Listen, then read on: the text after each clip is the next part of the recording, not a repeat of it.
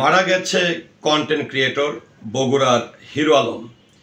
Hero Alam মারা গেছে নাকে তুলা লাগানো এবং আইসিইউতে থাকা একটি ভিডিও সামাজিক যোগাযোগ মাধ্যমে বেশ ভাইরাল হয়েছে এবং আমি গত 1 ঘন্টা ধরে দেখছি যে প্রচুর পরিমাণের এই ভিডিওটি আপলোড করে অর্থাৎ ডাউনলোড করে আপলোড করছে, অনেকে স্ক্রিনশট দিয়ে সেই নাকে তুলা লাগানো অর্থাৎ মানুষ যখন মারা যায় সেই ধরনের ছবি দিয়ে অনেকে পোস্ট করছে।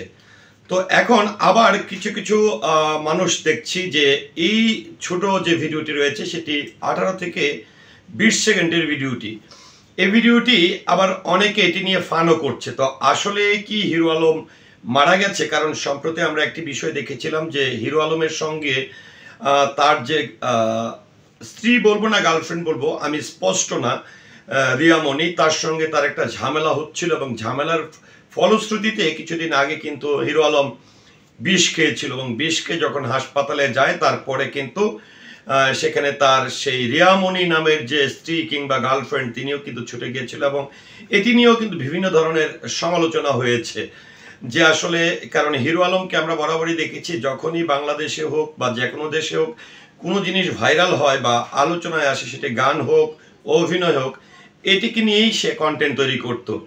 তারপরে জাতীয় সংসদ নির্বাচন থেকে শুরু করে স্থানীয় নির্বাচন অনেক কিছুতে হিরো আলমের সম্পৃক্ততা অনেক কিছু আমরা লক্ষ্য করেছি। তো সবচেয়ে বড় যে বিষয়টি হচ্ছে যে যখনই আমি হিরো আলমের এই ভিডিওটি দেখলাম যে একটি হসপিটালে নাকে তোলা লাগানো, তার যেটি হচ্ছে যে একটি সাদা চাদর দিয়ে বুক পর্যন্ত ঢাকা একটি ছেলে, তার চেহারাটা ঠিক বোঝা যাচ্ছে না, এসে তাকে জড়িয়ে ধরছে এবং ধরে কান্নাকাটি করছে যে হিরো আলম ভাই মারা গেছেন, তিনি অনেক ভালো মানুষ ছিল, এরকম ধরনের। তো আসলে এটির সত্যতা কতটুকু, কারণ আমি এই মৃত্যুর সংবাদটি বা এই ভিডিও ক্লিপসটি প্রকাশ হওয়ার পরে আমি কিন্তু একদমই সামাজিক যোগাযোগ মাধ্যম অনেক ঘাটাঘাটি করেছি এবং বাংলাদেশের নামি দামি যে গণমাধ্যমগুলো রয়েছে সেগুলো ঘাটাঘাটি করেছি, কিন্তু কোথাও আমি কিন্তু কোনো সংবাদ পাইনি। তো সেই সংবাদ না পেয়ে আসলে আমি নিজেও নিশ্চিত হতে পারছি না। তবে যদি আসলে সত্যি মারা যেয়ে থাকে এটি দুঃখজনক এবং গভীর শোক এবং সমবেদনা জানাচ্ছি, কিন্তু এটি যদি কোনো অভিনয় হয়ে থাকে বা এটিও যদি ভাইরাল করার জন্য কোনো বিষয় থাকে, এটি অবশ্যই দুঃখজনক। কারণ মৃত্যু সবারই সন্নিকটে এবং আমরা যে কোনো সময় মারা যেতে পারবো। মৃত্যু নিয়ে আসলে খেলামেলা করা ঠিক না।